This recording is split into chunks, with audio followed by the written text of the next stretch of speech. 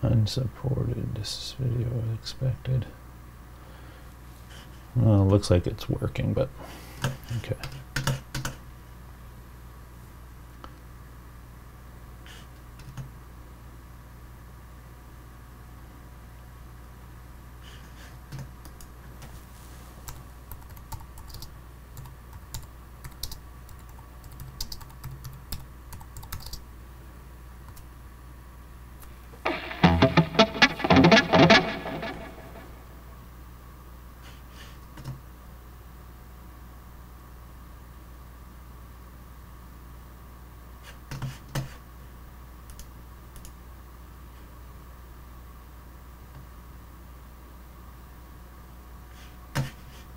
Hey, David Ennis, hold on, brother.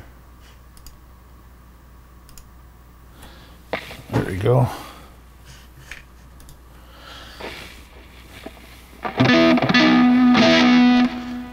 Not sure if you can, let me know if you can hear me. Rick Hefner, how's it going?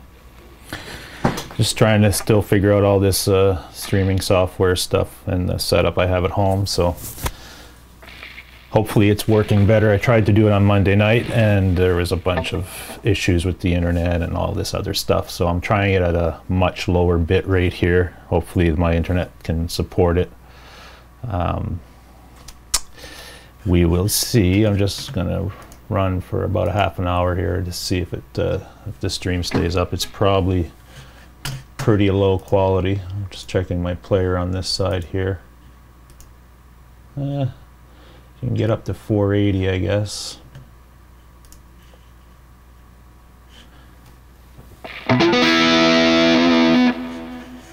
Let me know if you guys hear me okay. Hear me fine? Good. Thanks, Rick. Is the video steady? It's not choppy in and out. It might not be 720 quality. I think the best quality I'll get is 480 on this internet connection here that I've got. But hey Judd, how's it going?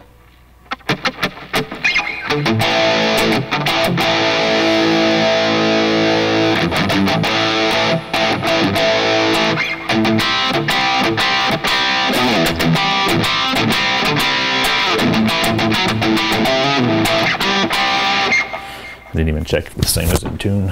I just kind of picked it up. Do some testing on the sound. Let me check that quickly. I'll mute it. Just looking at my tuner here. Perfect. All right. Thanks, David Ennis. Play it. It'll tell you if you get the underwater tone. Yeah. Okay. Give me a second, Quentin. I'm just going to tune up here. I just picked this thing up off the wall, and then with the temperature changing all the time, it can be a pain. So I see some guys that were leaving for NAM today got their flight delayed. Well, that sucks. But they'll get there eventually. I just saw that Eric from EVH TV was on in Detroit at Detroit Airport saying he's going to be leaving in a couple hours, I guess, still. But he's been there since, geez, 6 in the morning, I think. It's crazy. I know I saw Ben just checked in. Got through security okay, so he's got a long trip ahead of him too, because I think he's doing some connection flights. All right, let's see. All right, let me try playing this thing.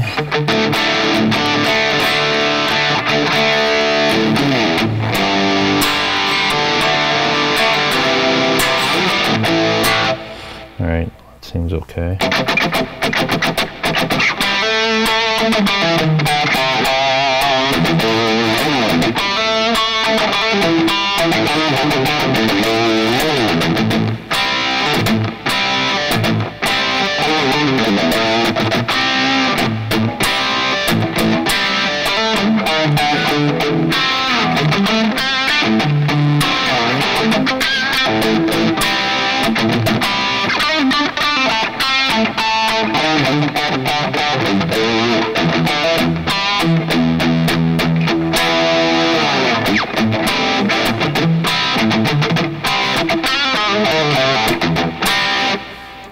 How's that?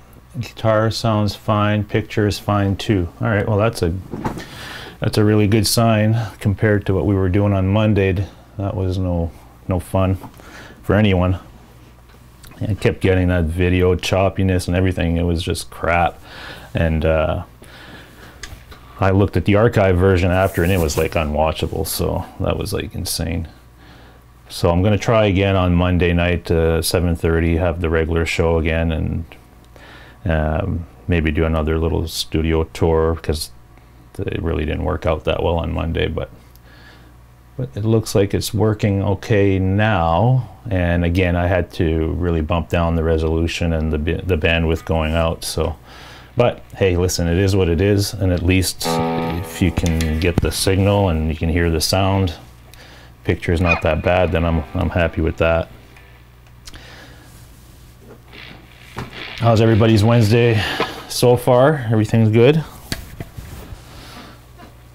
I saw the, I don't know if you guys are Kramer fans. I'm not a big Kramer fan. I don't have anything against them. I'm just more, that style of guitar is not really the style of guitar that I've ever really gravitated to, but they got some nice stuff.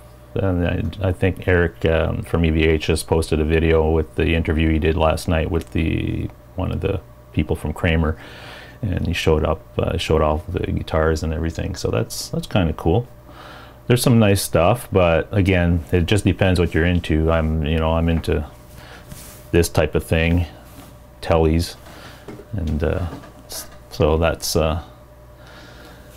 always a preference, right? It's people's preference.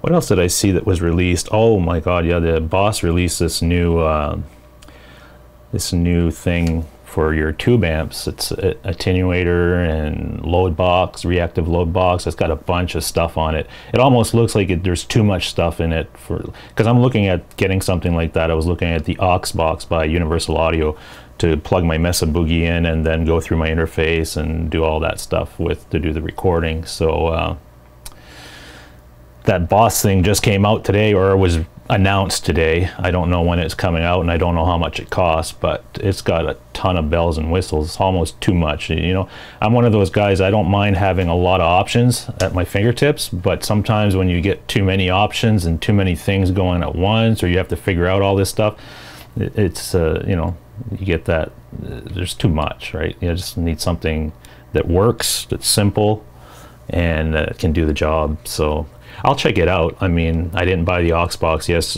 yet because of the NAMM show happening this week, and I wanted to see what else other companies were going to do, and if even Universal Audio might update that box. So we'll have to wait and see what happens. Mitch Heyman, how's it going, Mitch Heyman? What else do we got here? I don't see many Kramers in the UK. Yeah, I don't know. I haven't seen many Kramers in the shops that I go to here in the Toronto area, and the big store that I always go to, you guys always hear me talk about, is Cosmo, and they carry everything. And I can't remember seeing one, and if maybe one or two that were old stock or something that somebody had traded in, but I don't know. I haven't seen many of them. I'm sure they're fine guitars. They look like they would be, if you like shredding, and we don't want to get into that topic again, right? The whole shredding debate, but those guitars are built for that stuff. I'm sure you can play anything on them, but they seem to do that. I mean, I'm not a shredder, but I can play a Les Paul. If I pick up a Kramer, I'll play it the same way, so it's the same deal. See what else we got up there. If you guys got any issues or questions you want to throw out at me, go for it. Again, I just wanted to come on this afternoon I set a whole bunch of stuff up. I set my mixer up this week after Monday to try to get some audio stuff figured out, and I think I have everything routed properly. I got my guitar going in there, and the mic and the bass setup is all in there, so it's going to be a lot easier for me to just kind of hit the switch on the mixer and send whatever audio I want out. So I wanted to run a quick test here this afternoon with the streaming, because so many issues on Monday, right? But this seems to be working pretty good so far. Pushing out maybe 500 kV under a meg, maybe it goes up to 700 or whatever, but it's pretty steady. And my I'm looking at my YouTube health as far as the stream, and it says it's good, it's green. So I mean, if that's working. Again, let me know in the chat if you're experiencing any issues with this stream as far as the quality. Is the audio cutting in and out? Is it buffering? Jimmy T, how's it going? I don't know what the weather is like in your area, but over here it was snowing and freezing rain and everything, and now it's turned into rain. So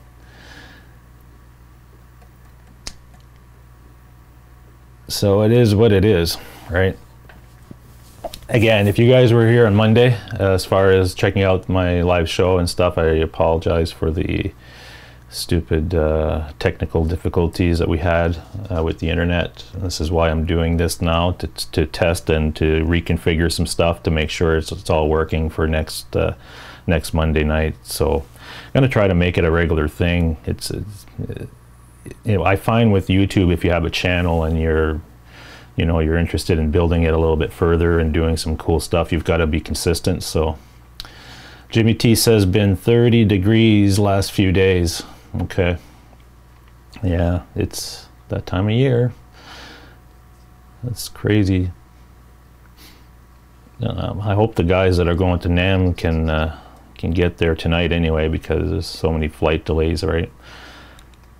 But I've had a few of those things where I'm going on a trip, and if I went to Nashville last year around this time, and it was dicey because the weather, right? It just, you never know. You get to the airport nice and early, and then you're delayed 2-3 hours sometimes. And if you're really unlucky, your flight gets canceled, and then you're shuffling around, either trying to get a hotel that night and get your bags again, and it's a real pain, right? No freezing today. Yeah. Well, like I said, it turned into rain here. I don't know if it's probably gonna get cold again tomorrow, and that'll all freeze up. Four Walls Music, how's it going? Nice to see you this afternoon. What else was released today that I saw? Oh, the Taylor guitar was released today too. The acoustic guitar, they released a new version of their, I guess they've got this V bracing inside that they introduced last year on the higher end guitars, or the real high dollar guitars anyway. And I just saw today that they released a video that they've got this new dreadnought type of acoustic with that V bracing technology and stuff. I tried one of those V bracing guitars and compared it to the non-V brace, and there is a difference. There is definitely a tonal difference. The sustain of the wood is different, so there's something to it. But is it worth that much more money for it? It's hard for me to say. I don't even own an acoustic guitar. I used to have a Taylor about a year ago, and I wasn't playing it as much, and I wanted other stuff, so I ended up selling it. I got a good offer on it, so I sold it. Let's see. Four Wall says, not sure why I went southern on you guys like Where are you from, Four Walls? I can't remember if I ever got your location. Maybe you're a southern guy. Nothing wrong with that. Jimmy T, your monitor speakers, do you prefer either set? Jimmy, I prefer the Yamaha. I tried, before buying the Yamaha, I tried the KR Rockets or something they're called, like that. They're very popular. They're good speakers, and I tried these Yamahas, and these were, in my opinion and my ears, I preferred the Yamaha. I think these models, I believe they're the YS5. I think they make in this series, they make, I think, 3-4 different ones. There's one that's smaller than this, there's one that's larger, and then they've got a different one with a subwoofer and everything. So I do prefer these.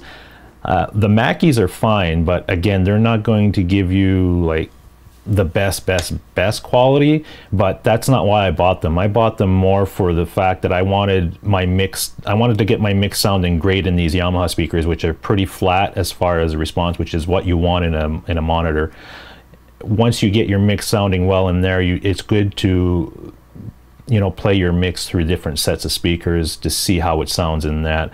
And I just got these Mackeys not long ago, and the reason I got them was because they're very different. They're a smaller speaker, and there's a little coloration to them, but not much. But if you can get them, I find if I get my mix sounding really good in that speaker, then I can play it in my truck or on my phone or whatever, and the mix is pretty much dead on where I need it to be after I do the mastering. So that's why I got those. And they're pretty cheap. Those Mackie speakers are not expensive. And the Yamahas, I got them on special, and they were about maybe 500 at the time for the pair, somewhere around there. So, you know, that's around the cost. And the Mackies, you can get them for sometimes 150 for a pair. And if that's all you have, and they're fine. I mean, they're good. Just don't expect to be pushing out huge volume or anything out of them. They're okay for what they are. But if you can get your mix sounding good on them, chances are your mix are going to sound good in all the stuff that you're going to be playing on, like at the stereos and stuff. So let's see, what else do we have? Hey, 2 and 3 chord jams, how's it going? Let's see. Born in Shreveport but live in Columbus. Oh, okay, Fort Walls. I didn't know you were in Columbus. I used to race RC cars back in not that long ago, in 2009 to 2012, 13. I got really into it. At that point I was out of music. I kind of, once the band was over with in 2008, I was looking for other things to do. I really concentrated on my career with the photography and videography, but I needed, well, you know, something else to do, and I got interested in RC cars for some reason, and the off-road version, because I'm a big motocross fan. So that was really appealing to me, and we went to an event that was in Columbus. It was a big RC race, and you'd be shocked at how big that industry is. Like, before I got into it, I thought, you know, it's just toy cars and you're gonna have some fun, and they're so mechanical. Like, once you get in, these were real motors, like nitro motors and everything, so they had transmissions and everything. So you get into it, it's pretty in depth. But then you go to one of these events where you've got hundreds of people there, and they've all got these huge setups. Some guys are coming in there with full trailers and all kinds of stuff, and they've got a pit area that's got all kinds of tools and different chassis, and it's a real race team, some of these things. It's crazy.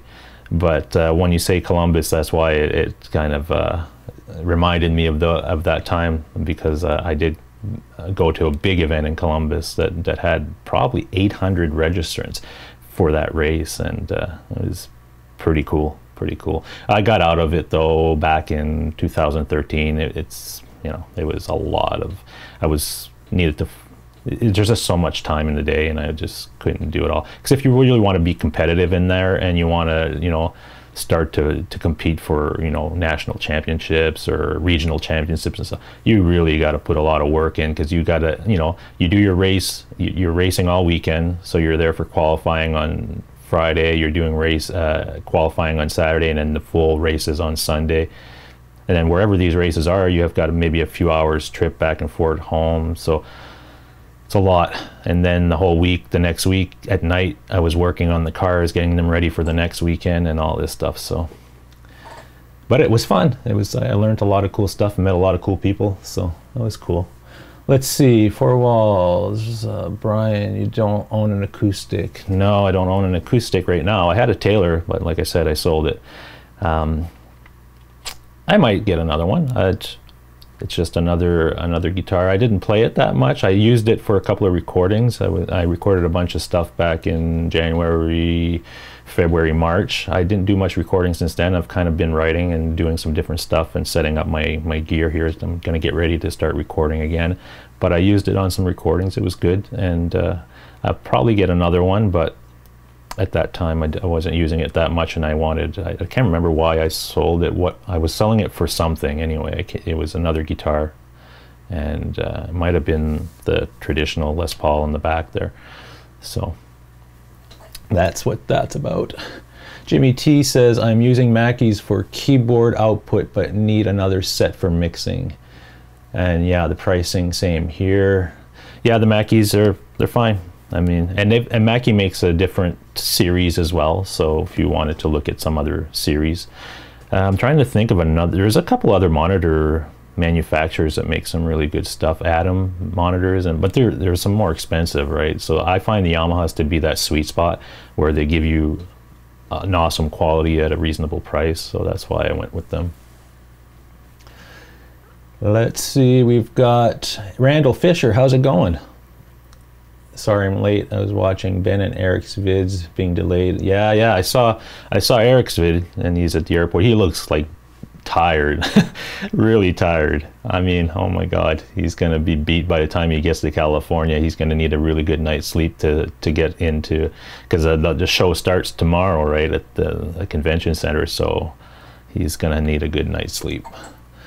Four Wall says, yeah, there's a lot of rednecks here. You'd be surprised. Yeah, I met a lot of cool people though in that area in Columbus, but I know they're into that racing like crazy. So what do we got? I can't say your name, CEO something. I don't know what it is. Lefty Mike, how's it going? How's it going? There we go. Now there's a name. Yeah, I can't say your name. I have no idea what. I'm just gonna call you CE. How's that? Thanks, Randall Fisher. Yeah, thumbs up. I really don't focus on that stuff, like the whole thumbs up and how many views. And I mean, it's great to get a lot of views or anything, but that's really not that important to me. I mean, if people like the stuff, that's cool. If they don't, you know, there's so much stuff on YouTube that, you know, you're gonna be kind of little fish in the big pond. So I'm just glad to have anybody show up, and if you're interested in chatting and you know, talking the nerd stuff about gear and guitars and stuff, that's why I do it. It's not really so, but I appreciate the likes and the subscriptions and stuff. That's awesome. I really, you know, no problem there. What else we got? Sonia, how's it going? Nice to see you. Four Wall says, call him CEO. Yeah, CEO. That's what we're gonna call you, because we can't say your name, brother or sister. I have no idea who that is. It might be Russian. Yeah, it might be. 2 and 3 chord jam. Interesting. You and Hack were on EP booth saying about the same time. Yeah, I've been looking at it for a while, and he had mentioned it early on, and it kind of got back in my head. And when I went to the music store, I tried one out, and I was like, wow, okay, let me try it out in the system, in my system. So I brought it home and I tried it, and I love it. It makes a huge difference to the tone. Well, it doesn't even change the tone that much. It just kind of brings everything out, and you notice it when it's on or off. So I like it a lot, and it's not that expensive. Hey, Guitar Hack, how's it going? Let's see what else we got. Yeah, Randall, you know, you do this stuff for fun, right? It's not, some people get really into it, and that's fine, and you know, they're all concerned about their analytics, and I need to get my video, I need 100 people to like it, or I need this many subscribers, or they get really hung up on that stuff, and I don't really care. Like if it happens, it's great. I mean, like, let's say you have your channel and you've got a few months in, and all of a sudden you're seeing a bump in your subscribers and people are liking what you're doing, and that's really positive and that's cool. But if somebody's doing it and they're getting affected by, you know, somebody not liking something or saying negative comments and stuff, you're going to get that everywhere. You're putting yourself out there in public, online, where it's free for all, right? So I don't get hung up on that stuff. I do it for fun.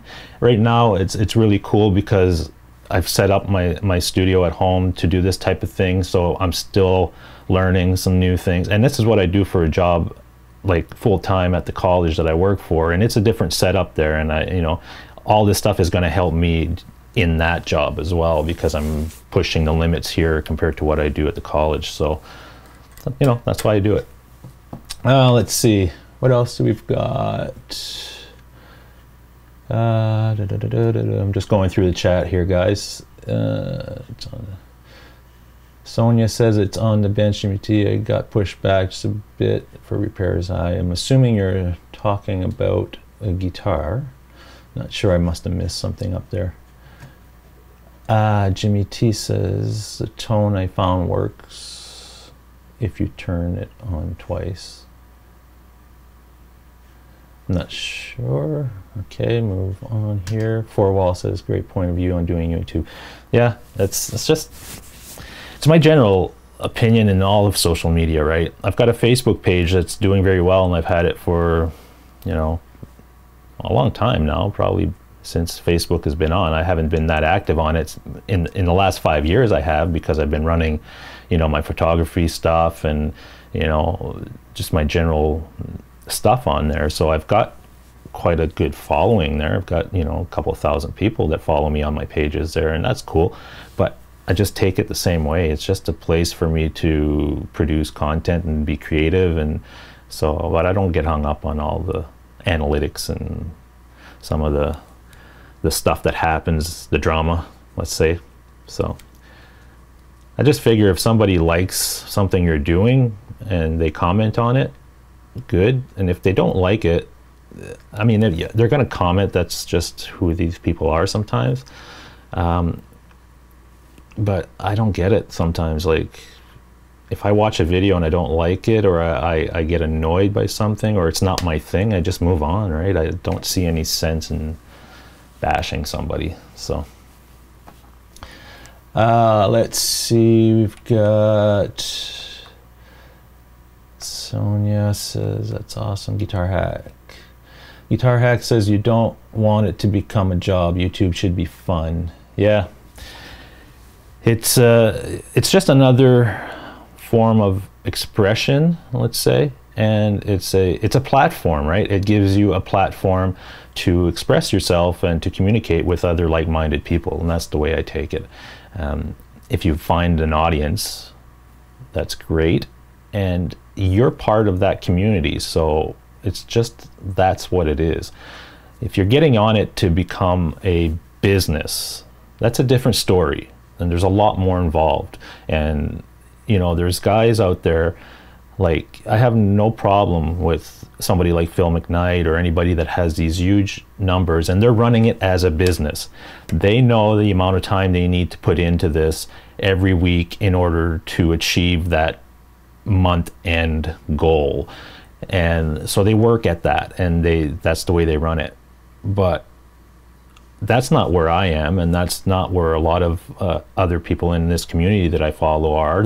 We're doing it just as a communication platform and a place where we can hang out with other like-minded people and have fun, play some guitar, or whatever it is you're into, right? So that's what I'm about for that stuff. Let me see, what else do we have? 2 and 3 chord jam says too many politics on Facebook, left 2 years ago. Facebook is, yeah, it's been an up and down thing for what they're doing. They've had so many issues with the content that's being pushed to people, and then it becomes kind of a mess. There's a lot of white noise on there that before it wasn't like that. You could cater to your audience and have an audience that was specified to you, and you would work to build that audience, and when you pushed a post or a piece of content, your audience would see it. But as Facebook changed and got these marketing companies involved, they changed the rules a few times, right? So it's not like I can push a piece of content out today on Facebook, and even though I've got 2,000 people there following me on that page, maybe 50 might see that post, and the other ones will not, until I pay for that post to boost it or to have it run as an ad. And that's what Facebook model is all about. They got to a certain point by letting people grow their communities and give you a lot of exposure to your communities. Once they got to a certain point where they had over 1 billion people on their platform, they changed a few things because they knew that you were not going to necessarily leave because you had your audience built there and you worked hard to get it. So now they say, well, we're going to monetize all of this stuff. So you need to pay to get your message to the full audience that you have, like all your subscribers. You can post every day and it'll go to a percentage of them, but if you want it to go to everybody and more, maybe you want to target a different audience or whatever, you can do that by running an ad. And that's where they make their money, obviously, so they're going to keep doing that type of thing. I hope in the, you know, the next year or whatever, with all the controversies with Facebook, with all the data breaches and these marketing companies getting involved, that they get, you know, they change a few things and maybe open up a little bit more to the way they were, where you could cater to your audience and you weren't getting all this spam and all these other things. So we'll have to wait and see. Let me see what else we have. Randall Fisher says, right, I love this community of channels and players that all hang out. Yeah, I do too. It's awesome to have that, you know. We didn't have that before. Yeah, well, I guess the internet really started, for me anyway, it was 98, 97-ish when I started, you know, getting involved with websites and things like that.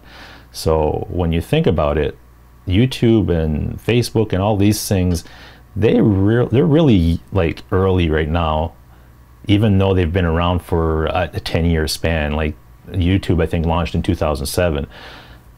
So when you consider the rate of everything, how fast things move, it's still pretty early on, right? So considering what we have today, to be able to do this, like all I do here is hook up a few things and a camera, and you know, off I go, and I'm broadcasting to everybody that I want, that's interested in hearing me. But it doesn't really matter if I'm, you know, I'm in the country right now, there's nobody around me, there's a field with cows next to me, but I can be broadcasting and speaking to people in all over the world, right? So that's pretty neat, and we didn't have that type of thing before, when you're like, you know, so it's pretty amazing that where we've gotten to. But with that, with the good being, you know, being that that's a good thing, there's always a negative to it, right? So you get both sides, and you just gotta, you know, you've got to balance that and say, well, you know, you can take the good parts of all these platforms and stick to that area of it and make it work for you, or you can get lost in all the rest of the drama and everything else, and then it becomes just a time suck. You spend hours on end viewing content or speaking with people and stuff that have it doesn't affect your life in anything positive. And then at the end of the day, you're just like, why am I doing this? So yeah, all kinds of opinions up. That's my opinion anyway. Let's see. I'm just going back in the chat a little bit here just to see what we've got. Randall and support. Yeah, Randall, we should support each other. That's the way the community grows, and that's how we, you know, stay positive with all our stuff. Let's see. Sonia says that's 100% right. Yeah, thank you, Sonia. Guitar Hack says enjoy the interaction and making new friends. As corny as it doesn't sound corny, it's true, right? Because we didn't, like I said, we didn't have this platform before, so the way we would make friends and see people that were like-minded as far as what, you know, our interests, we'd have to go to these physical places. If it was a music store, if it was a rock concert, if it was whatever, that's where you would go. But even in that environment, some people are not comfortable making friends that way. Like I'm much more comfortable well, I'm comfortable now because of my job, that I interact with people all the time. But before, when I was just doing web design, you're kind of in your own little zone and you're doing your own thing. And then when you go out in public and stuff, it's fine. I never had a problem with it. But just to go up to somebody and say, hey, I see you're, you know, interested in this guitar, and tell me more about it, or whatever, and then you have an interaction with that person, it's not that easy for some people, right? But this thing, when I speak to a bunch of you guys, let's say I go to an event next year, I don't know, it could be a music fest, it could be a Sweetwater thing or whatever, and I know you guys are there, or some of you guys are there, it's like you've already met these people in a way, so it feels a lot more comfortable. And then you start a friendship, and you go on from there, right? Let's see. As Randall Fisher says, as the great Jason Wade would say, right on, right on. Jason's pretty cool. I like Jason. Let's see. I don't know where I am in this chat right now. Let me go back. Okay, here we go. Jimmy T says their model is also about giving away user data without being upfront. Their business practice is an absolute disgrace. I know, and they're getting called out on it now, which has to happen. This type of thing has to happen in order for it to grow and become better and to fix some of these issues. Facebook and companies like YouTube and all these places, they're going to push that envelope because it's about making money. And sometimes they do stuff like that, allowing analytics companies come in, taking data and stuff without thinking it through. Like, they think about it because they're thinking about making money and making a partnership with that company or whatever. But when the consequences start to pile up and it goes bad, that's when you start to see change and they get called out on it. And so in a way it had to happen in order for it to be recognized and for somebody to do something about it. So we'll see. I mean, we'll have to wait and see what happens with that and if it gets better. But just know one thing about your data. It doesn't matter. It's not Facebook. It's not you. Like, you're out there. You go to a car show tomorrow, a physical car show, and you see a ballot there and says, hey, win this Mercedes. Just fill out your email and your name, and you could win that car. Hundreds upon hundreds, thousands of people do that. What they're not realizing is that's a marketing company that's grabbing all this information and putting it into a database. So your information is out there. So this is not new. This has been happening for a long time. It's just now it's happening on a larger scale, and it's happening with places like Facebook and things where you think that this is yours, this is your profile, what you put on there is yours. That's another thing. It doesn't matter what we put on these platforms. You can put all your pictures and your videos and think that this belongs to you. It does not. At that point, it belongs to that company. And that company, at that point, if they want to shut down tomorrow, they can shut down. They don't owe you nothing. You can't go back at them and say, hey, I want all my videos, or I want all my content or my pictures. You know, I'm assuming everybody's backing all that stuff up on their own computers, I hope, if you want to keep that stuff, because there's other places before. If you remember MySpace was Facebook before Facebook. And a lot of bands put a lot of stuff on there and a lot of their content. And when they decided that they were shutting down, a lot of that stuff was gone and you had no recourse. It was just, it is what it is. It's not a paid service. Remember that. If you're paying for a service and you have a contract with that company, in that contract you can specify that, you know, you've got some protections there and that stuff is yours. If they ever go under, they send you you know, a message about it and you can go grab your stuff and move it or whatever you need to do. But if it's not a paid service, it is what it is. Let me go back. Just go back here. Lefty Mike. Question for Brian, everyone in the chat. I struggle to get good overdrive and distortion tones with single coils, looking for some tips. I have a Telly that has kind of single coils. They're not like a Strat, but they're there. And I can use the same type of overdrive that I use on a humbucker. I just have to shape the tone a little different if something sounds really harsh, as far as like a high-end type of thing where we get a lot of that in single coils. I just tweak the tone palette a little bit to make it work, but all these overdrive pedals will still work fine for that. It's just a matter of, you know, changing the tonal structure, whether that's the low end or the mids and things, right? So I don't really have a recommendation for you. My recommendation is to, when you go to a music store, try to pick up the guitar you have if they have them in stock. Like if you have a Strat, pick up a Strat and play through some of these pedals and try to play through an amp or a system like you have at home, so that you can get the best, you know, reference at that point. That's, you know, but overdrive pedals, I mean, there's a lot of them. OCD makes a great one. I love the Friedman stuff.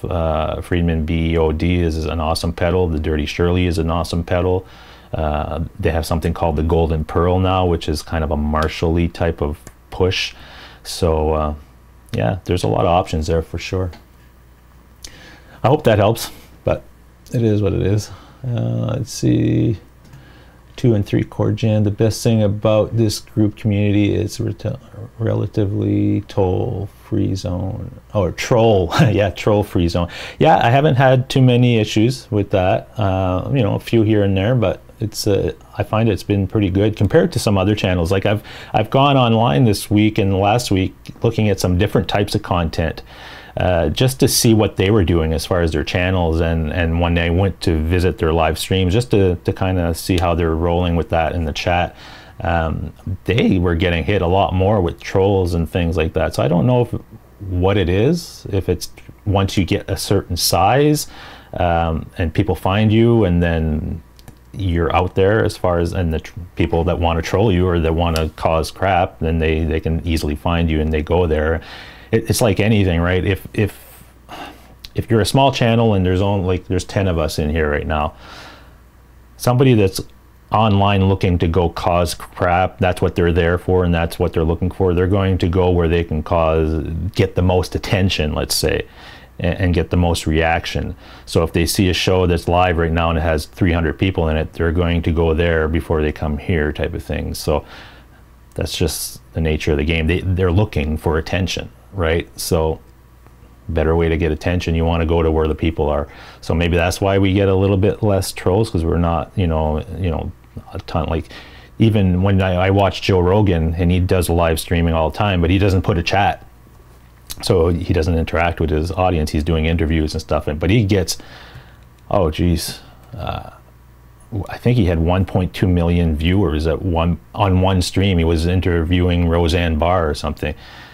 So you can imagine the traffic that he gets, but he doesn't open up the chat, so I guess he doesn't get trolled. But these bigger channels that have a lot of viewers at one time will get trolled more often.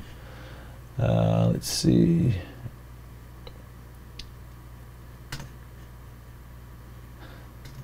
And I'm just trying to get through some of this chat stuff.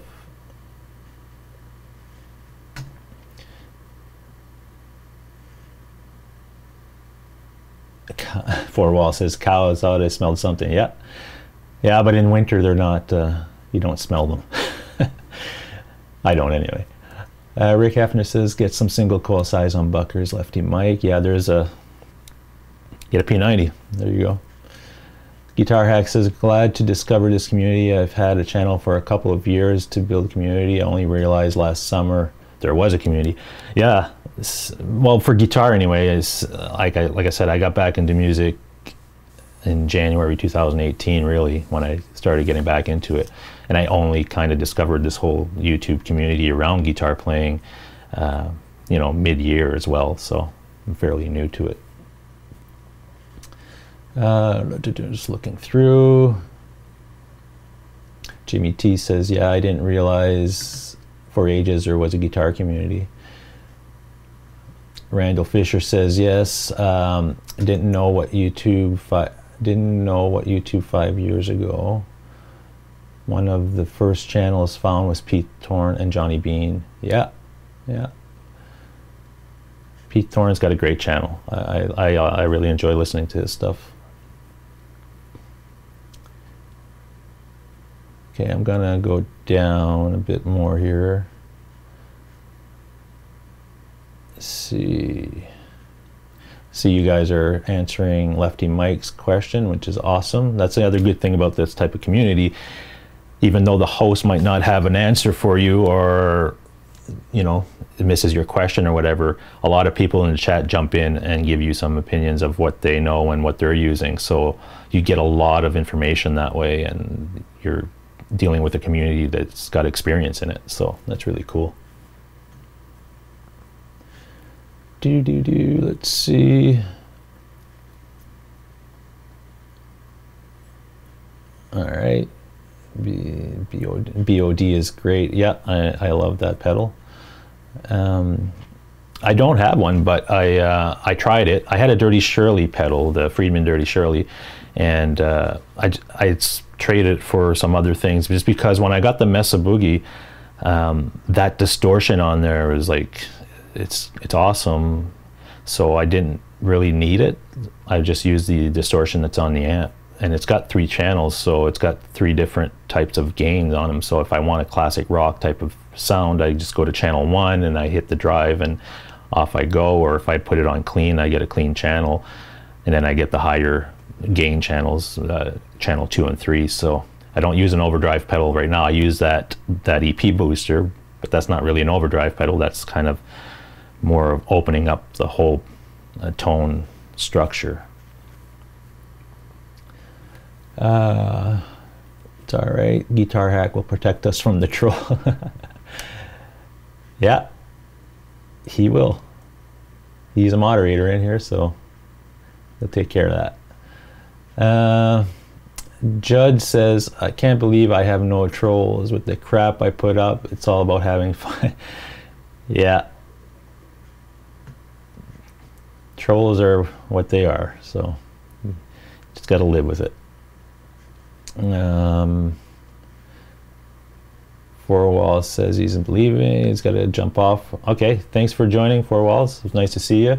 Again, this wasn't a planned thing. It's just I wanted to test this new setup because after Monday night, I just wasn't having it, so I had to make some tweaks to the system, and then I really wanted to run a live stream today to run the test so that next Monday I can kind of have my settings down and hopefully it'll work. It seems to be working fine today. I didn't see anybody saying it was freezing or anything like that, so hopefully I've got some of the bugs worked out. I know the audio now seems to be working a lot better because I've got my mixer in there and I can bring in the guitar, so that's kind of cool.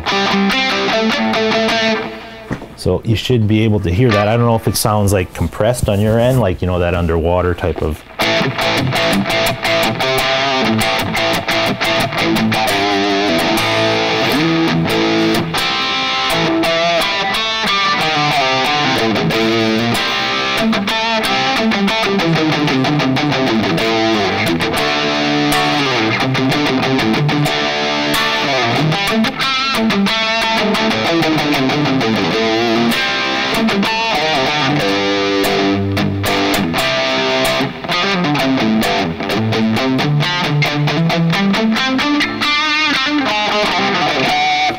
So that seems to be working. And my mic might be a little hot, so let me just bring that down a bit. But it seems to be working. So let me know if what I just played there, if that came through okay, or did it do that compression that YouTube sometimes does and sounds like it's underwater or whatever. Good evening.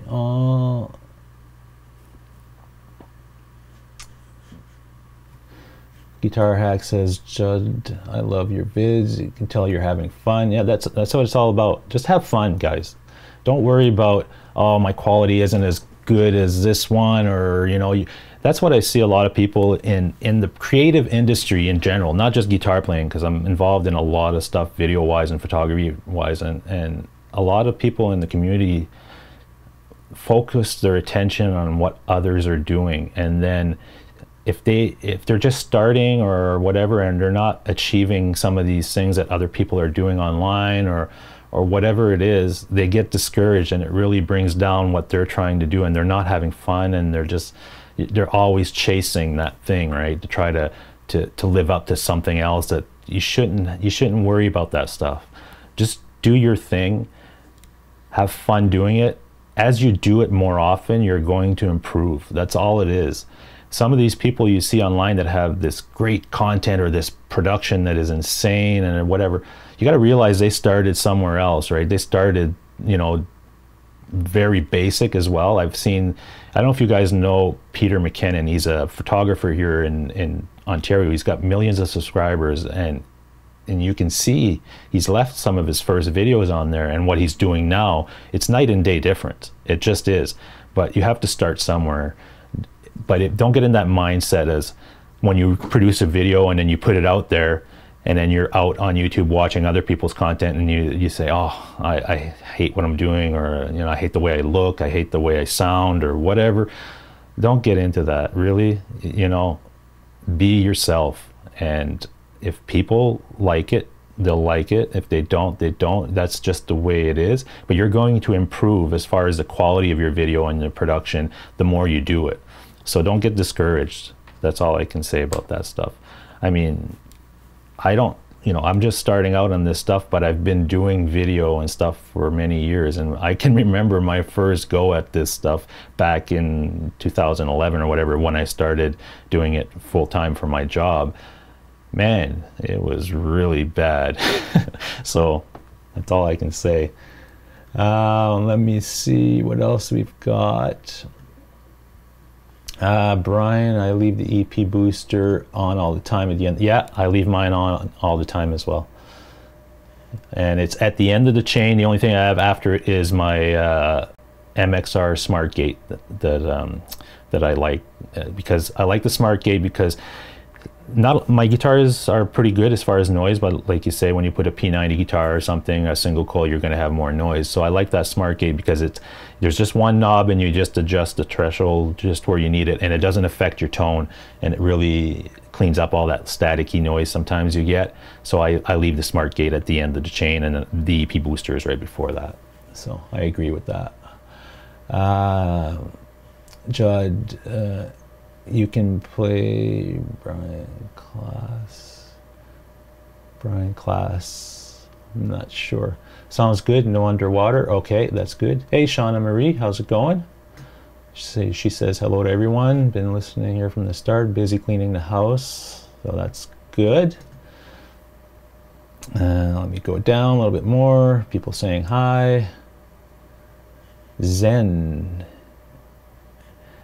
If you play some industrial metal songs, I'll keep watching. Industrial metal? Oh my God. I don't know any industrial metal. I know metal. Let me think, metal. See, that's a part of this stuff, right? I can pick up my guitar, just come in here and just jam away, and I'll play a ton of stuff that I know. And the minute somebody asks me to play something, or I sit here in front of a camera and ready to play, I start to rack my brain. Oh, what do I play? I don't know what to play, right? So I can do Metallica, I think.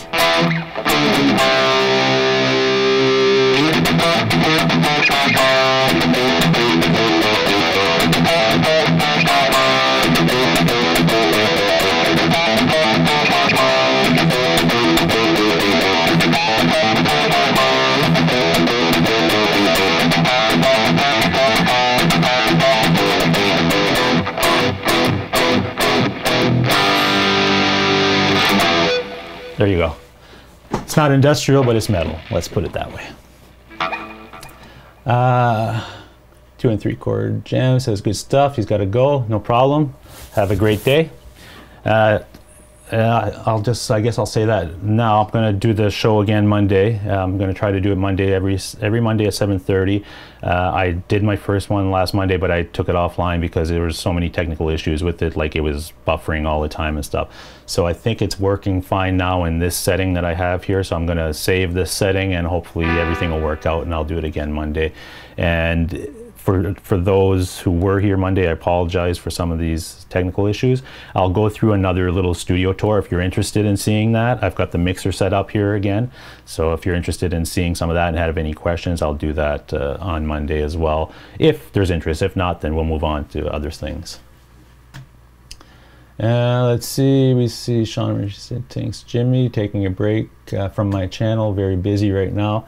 Nothing wrong with that. If you need to take a break from your channel and you're not producing as much content as you think you should, you know, take the break you need, because you can get burnt out, and life is more important than this. So you deal with what you have to in life, and this is just an outlet that you have for your creative things or community things or whatever. This is just, you know, it should be kept that way. Unless this is your full-time job and you have to really do it every day to make a living at it, you know, don't worry about it.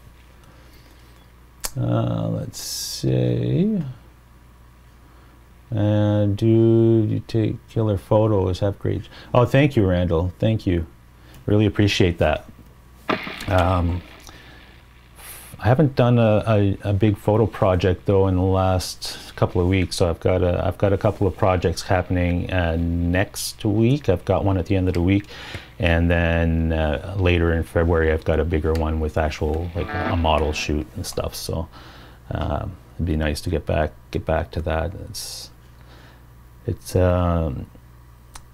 those types of shoots that I'm interested in. They're more environmental type of things where I bring in all kinds of aspects to it. They take a little bit more time to plan, so but I enjoy doing them. So that's one thing I have to keep doing. I can't stop. Like, I can't say I'm going to take a year off and then come back a year later and be at the same level that I want to be at. So I try to push myself every month, even though if I don't have a project in mind or something booked or whatever, I still go and do my own thing just to keep myself fresh in that. Zen says, I don't understand why I'm searching YouTube Live. If someone can play industrial music, guitar, can you name a band, an industrial band? I'm not a big industrial music fan, so if you name a band, maybe that'll ring a bell in my mind that I can maybe do something for you. But Guitar Hack says, we all have music brain freeze on put on the spot. Yeah, it's definitely true. That sounded excellent. Thank you, Shauna. Cool, Brian. I can watch it Tuesday morning. Yeah, definitely. You can watch all these streams after the fact. Obviously, they get archived and they're always there. So whenever you have time. Zen says, this is very nice. I'm from Brazil and these live streams are awesome. Thank you for joining us, Zen. Welcome to the community. See, you get some people saying welcome to the community. And you say you're from Brazil. I think Brazil had a really popular metal band that came out of there back in the 90s, I'm going to say, Sepultura. But I don't know any Sepultura. I'm trying to think.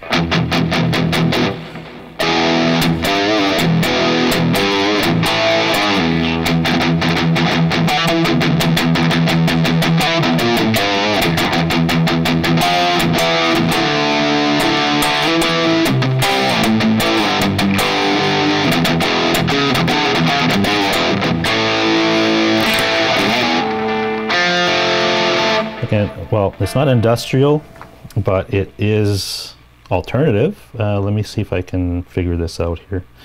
All right, let me try. Probably have to turn this. I don't even know if I can still play it. No, it's not like that. I haven't played it in so long. Why am I not playing this right?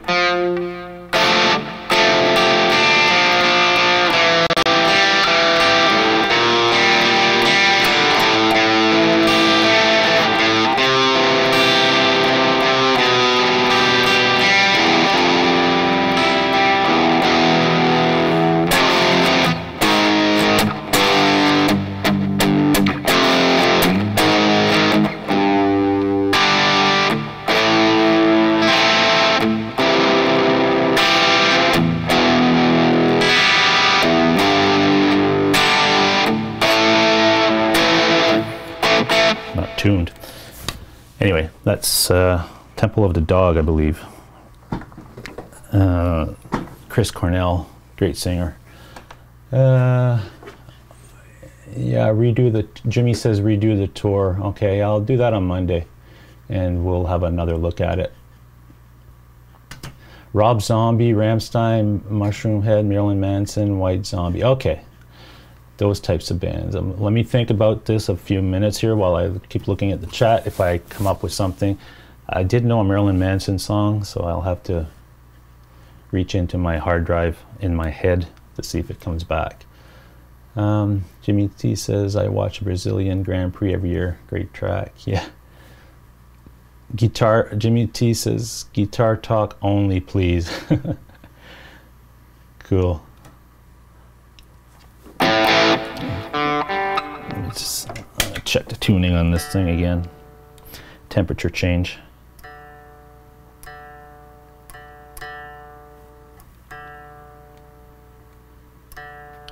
There we go. Same culprit. G and D. There we go.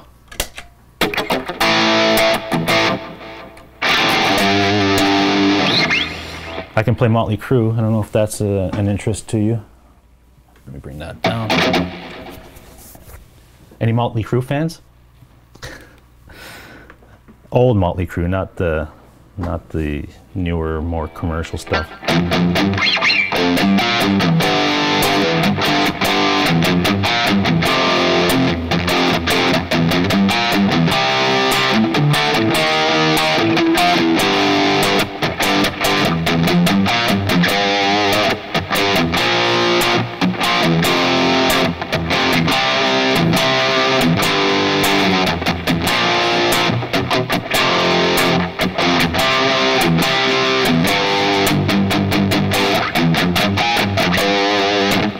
Something like that.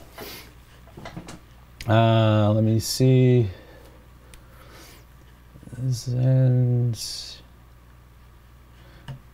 Yeah, music is a global language. Everybody understands it. Brian, can you tell me more about your noise gate? Yeah, you got 10 Seconds to Love. That was the song. The noise gate is the MXR Smart Gate. And I tried a few noise gates before getting that one, you know, and they do, it's like the regular noise gate situation where it will cut down things and it changes a little bit of your tone when you put them on. But this one, for some reason, doesn't do that, and it was highly recommended by some, like Pete Thorne and some other guys that actually use it, because it doesn't color your tone and it's not as aggressive as far as the gate, and it's very simple to use. It's only that one knob and you adjust it as you need it. So it's not hard. If you pick up a guitar that has different pickups and you have your adjustment on your smart gate that way for that guitar, if you pick up the other guitar and that smart gate adjustment isn't quite right, it's just a little bit of a turn of a knob. So it's not like you're changing a bunch of settings on the pedal that you have to remember every time you use a different guitar. So that's, it's a really popular guitar, or a popular pedal, I should say. I would recommend, since you can get them anywhere, I think Lon McQuaid, Cosmo, everybody's got one. So if you want, you should just maybe go to your local music store that's close to you, pick one up, make sure there's a return policy, like a week or whatever or more. Take it home, put it in your chain, and see if it's going to accomplish what you want. If it doesn't, then just take it back. But I've had very good experience with it, so I would say if you're looking at any smart gate or any type of noise gate type of thing, look at that one, because it seems to be very popular with everybody. Guitar, yes, but keep it quiet. Let's have another look. Jimmy T says, guitar rack, I have the Rocktron Hush unit and gate in my amp. The one in the amp slaughter is the Rocktron.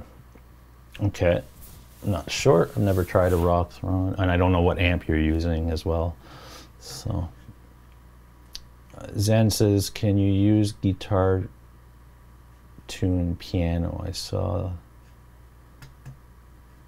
you can use a piano to tune your guitar. Yes, if that's what you're asking. I'm not sure if that's what you're asking.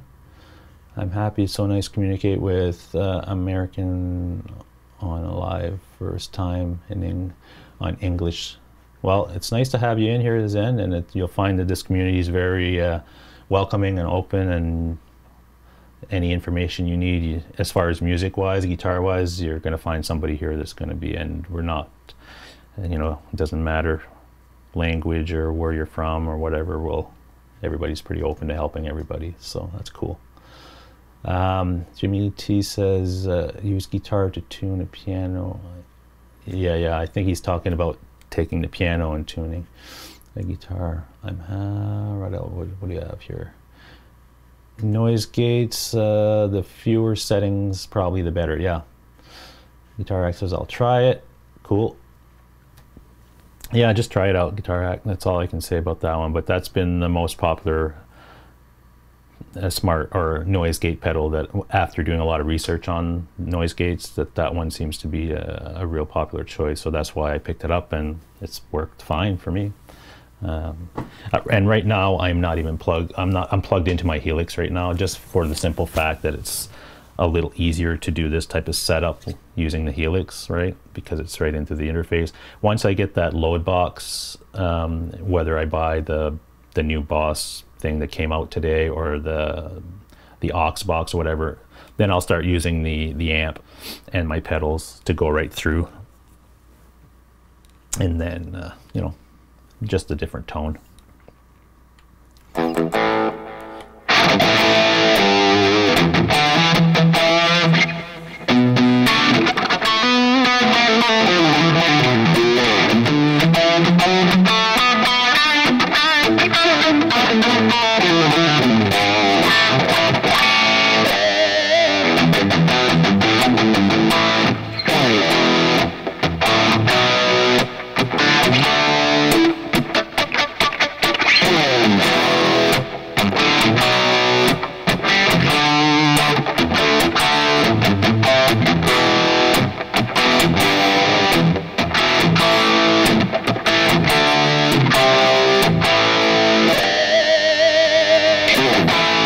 I like this patch a lot too that I've got set up in the Helix. It's a patch that's built on built with the amp model of a Plexi, so that's the main part of the tone here.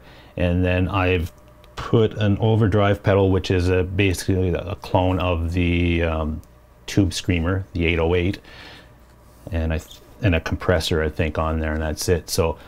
And I use an IR, which is basically, I think it's a 412 cab with an SM57 and a ribbon mic on it. And that's the patch that I have in Helix for this sound, and it's pretty good. I mean, oh geez. Get a lot of harmonics.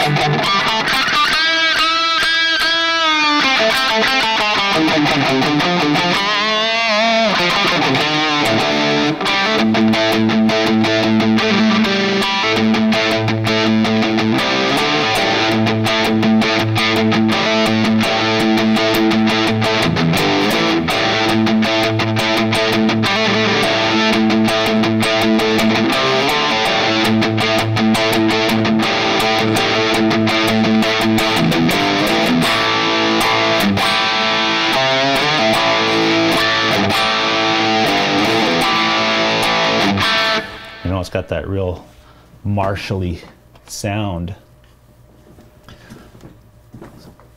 and quite honestly, I've got a Helix that can do tons of sounds, like I mean hundreds and hundreds, and you can build patches out of all kinds of things, and you can spend hours and hours.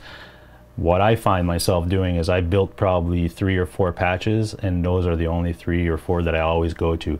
So, and the only reason I have 4 or 5 patches that I've built, kind of my custom thing where I have, is for my guitars. So I have a patch that's more geared towards a Tele style guitar that can, you know, that's the fun thing about these things. You can tweak it per guitar, so that when you pick up that guitar, you go to that patch, you know you've got all your sound palette, and it's going to work well with that guitar. Because if I pick up the Tele right now, going through the patch that I've built for my Les Pauls and the SG, it still sounds okay, but it's not the same, right? But if I go to my Tele patch, then I can really get that tone. Let me see if I missed anything. Jimmy T says it's a Rocktron rack unit. Yeah, it's too sensitive, he says. The amp one is simple and works great to use. The Boss NS2, that was pretty good. The Boss NS2 is pretty good too, I've heard, yeah. You can put the noise gate in a loop with an overdrive pedal, and then your boosted signal is gated, not your whole sound. Oh, that's interesting. I wondered about that, running the noise gate in the loop. I haven't tried that. I should try that just to see what that could do. But I've heard people doing that, so that's interesting that you say that. I'll definitely have to check that out. Let's see, the MXR is probably a good choice. Just haven't tried one. Nice tone, Brian, thank you. Yeah, the loop works great. Yeah, tone is killer, thank you. I can see dollar notes flying out the door. Yeah. Ivan Carter, nice to see you. Sounds great, he says. Thank you, thank you. Guitar Hack says, next time you go to Cosmo, Brian, maybe we can meet up. Yeah, I'll let you know, man. I'll send you a private message or whatever, and like I did last time there. Sometimes I really don't know when I'm going. It depends if I've got a day off or something. I've got nothing going on, and I want to take a ride out there. I'll do that. So I'll definitely let you know next time. When is... I might be going in a few weeks after NAMM is done here, because I'm looking for that load box situation, so I might look at that. But last time I was there was a couple of weeks ago, so when I bought the Friedman. Let's see what else we've got. Yeah, 0. Cool. All right. So what time is it now? It is 4:19. We'll go a few more minutes and then we'll call it. It's great that this thing seems to be working a lot better than it was the other night. You guys didn't have any issues with it freezing. The sound seems to be okay. I mean, yeah, I was going to test that whole phone thing where I can walk around the studio again, but I think I don't know, do you guys want me to test that? Might be a good idea to test that just to make sure the stream doesn't die when I go ahead and do that on Monday night. Let me know in the chat if you want me to do that or not. Jimmy T says, I'm thinking of selling a Strat Ultra to get a Les Paul. Well, can't go wrong with a Les Paul. As you can see, I'm a big fan of Les Paul. This is my standard, by the way. This is probably my, I'd say if I had to pick a favorite guitar in here, this would probably be the one.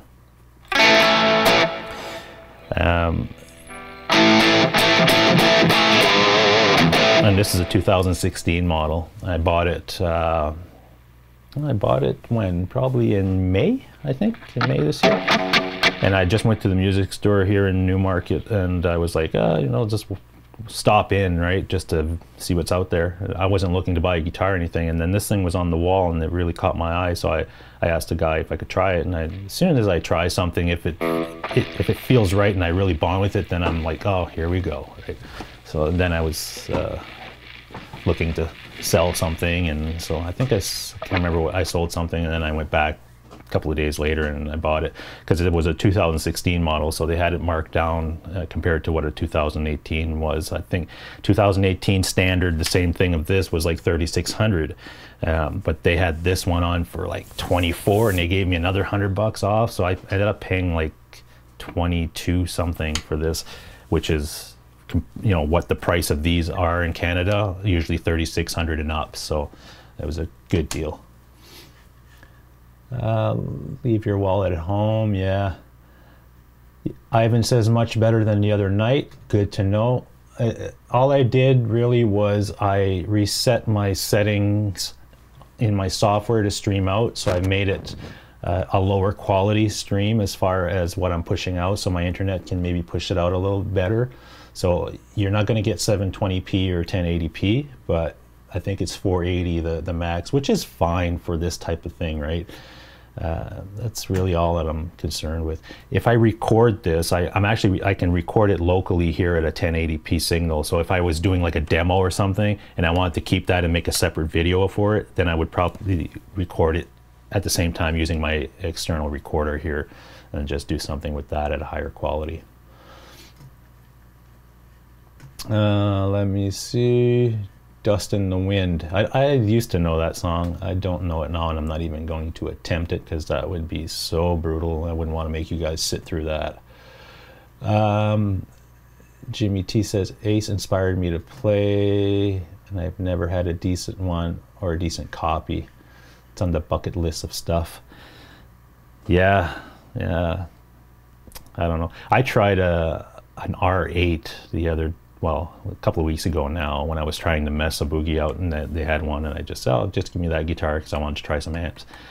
Wow, that was amazing, amazing. But when you look at the price tag, it was $7,500 or something crazy. I don't know if I could ever do that. Like I've got the highest price guitar I have in this whole collection is that Friedman, and the only reason I was able to purchase it was because I sold my gold top Les Paul, which covered, you know, a huge bulk of that cost, but it still didn't cover the full cost of that. That's $3,000 plus. I can't imagine walking into the music store and saying, I want that $7,000 guitar. I don't know. That's not where at the level I'm at in my life financially, I guess. Maybe somebody who makes hundreds of thousands of dollars a year and just, you know, can spend that without thinking about it, that's fine. But man, I can't think about that. But man, it was a nice guitar. It played awesome. Now, here's the question. After playing that, and I played this, it's different, not that much different, let's put it that way. Not $7,000 different, let's put it that way. I paid, you know, like I said, about 22 or something for this guitar on special. They sell for about 36. And it plays every bit as good as that R8. R8 had a little something different, maybe the pickups might have, it sounded a little different, like not enough for me to say, oh yeah, that's a huge difference in tone, and if I get that guitar I'm going to play 100 times better. That's the guitar for me. I don't care what it costs. No. So, but they are nice guitars, don't get me wrong, and anybody who can afford it, I don't have any problem. I don't look down on somebody that spends that type of money on a guitar. That's all good. Everybody can do whatever they want. That's not, I'm just giving you my situation here, and that could change. What happens, I win the lottery tomorrow and I've got $2 million in the bank. Will I think twice about going out and buying a $7,000 guitar at that point? It wouldn't affect me as much, and I could probably do it without an issue. But even at that, I don't know. Give me a couple of $1 million and let's find out. Let's put it that way, because I don't know if I would or not. My mindset would I'd still be myself as far as valuing money the way, you know, when you grow up a certain way and you work really hard for everything you have a different appreciation for money. So even when you have a lot of money, let's say, spending a lot on something, you think about it. It's not just something you just throw out and do as a, you know, a no-brainer thing. Let me go back. Shauna says, yeah, this live stream has sounded great and there's no buffering. Awesome. I'm really happy to hear that. That's something that was really bugging me all week. Well, we're only Wednesday, since Monday. That's another thing you need to know about me. I get obsessed when something I'm trying to do and it doesn't work, then I'll spend whatever time is after that to figure it out and to try to make it work in any way that I can. So I'm very anal about that stuff, I guess. I put a lot of time after the fact to try to resolve things and make things work. So that's a good thing and a bad thing, because it takes up a lot of my time sometimes. Guitar exit looks good. Jimmy T says, the Strat Ultra I bought secondhand cheap and has gone up in value about $1,000. That's always nice when you can buy something at some point where you pay a certain price but it's gone up, or you paid a lot less than what it was worth, right? So then if you want to upgrade and move, because I was listening to Phil McKnight's live stream the other day, and he mentioned that. He said, you know, the way he built his collection was always by either acquiring something that had more value than what he paid for it, and when he went and sold it or traded or whatever, he got a lot more for it, and he was able to move up in the things that he bought. So that's always a great situation to be in, if you can find those guitars that, you know, I always think about walking into like a pawn shop or something, and they don't know what they have sometimes. Sometimes they might have a real Les Paul standard sitting there on the thing on display, and they sell it for $500 because they don't realize maybe that it's worth, you know, $5,000 or whatever, right? So if you can stumble onto something like that, that's nice.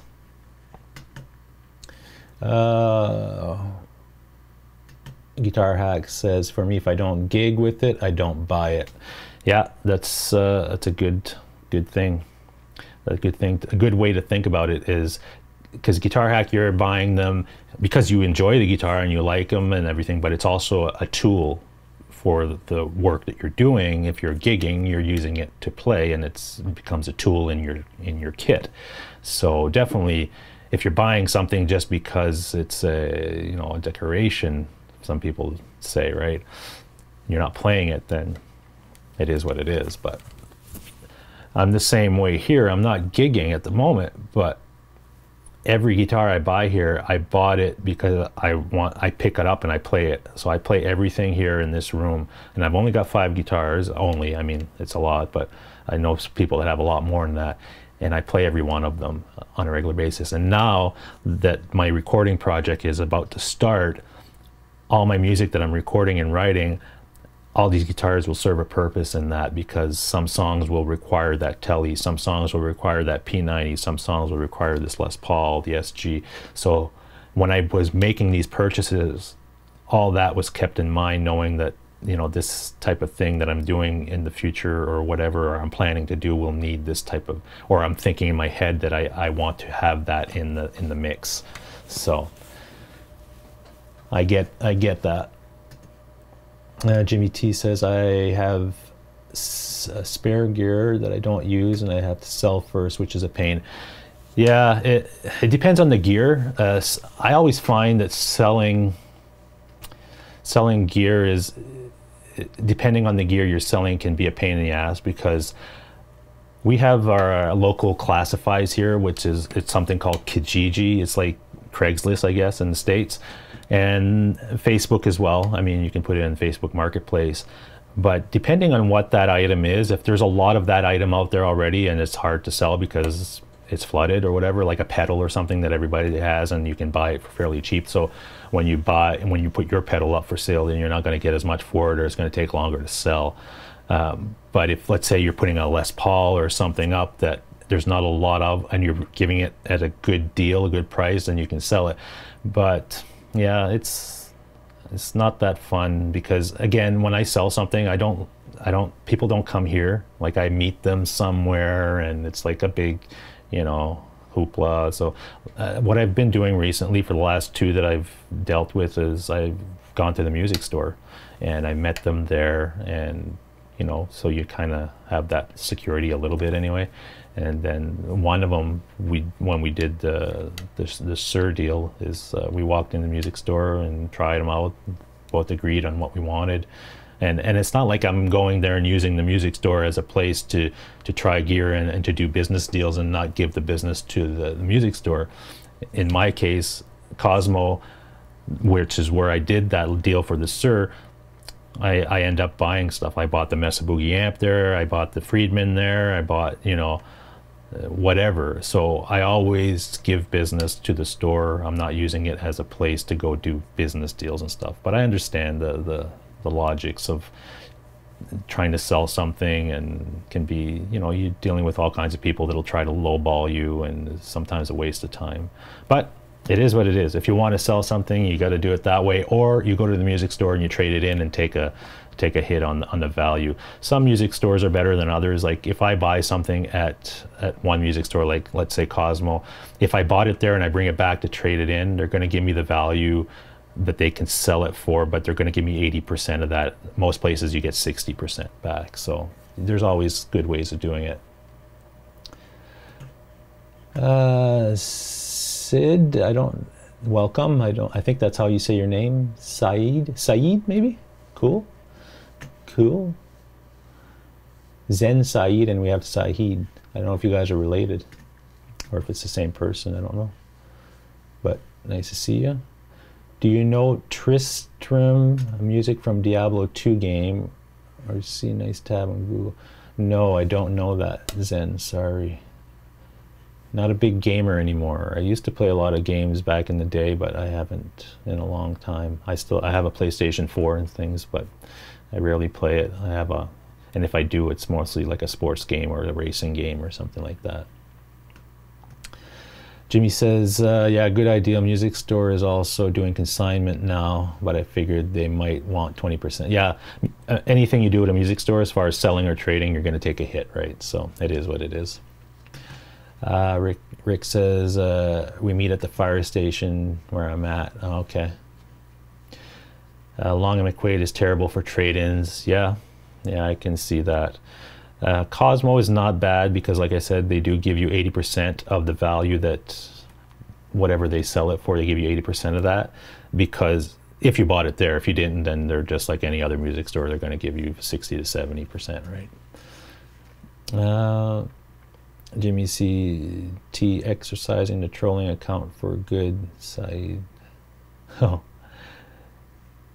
Saeed is from System of a Down.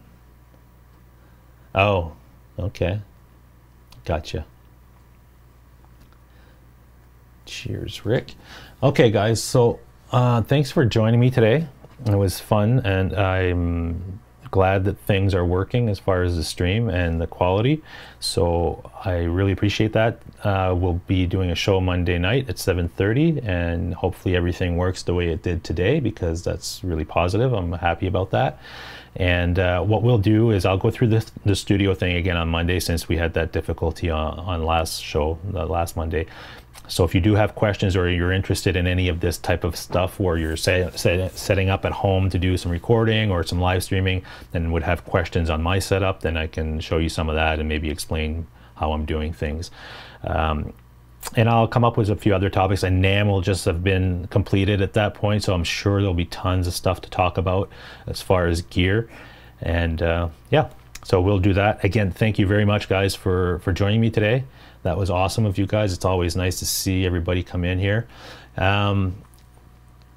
Guitar Hack will definitely hook up Cosmo or something soon. And everybody else, have a great day, great week. Stay safe out there if you're in this crappy weather that we are up here in the Northeast anyway. And let's see what happens at NAMM. Hopefully we get some cool announcements, and I hope the guys that are out there that that we follow on a regular basis have a good trip and a good time. Good stuff. So again, guys, thank you very much, and we'll catch you on Monday. Hopefully you can make it on Monday. If you can't, obviously you can watch the archive version after, and we can make it all work. So cheers and have a great day, and we will leave it at that. And I think we're good to go. All right, take care.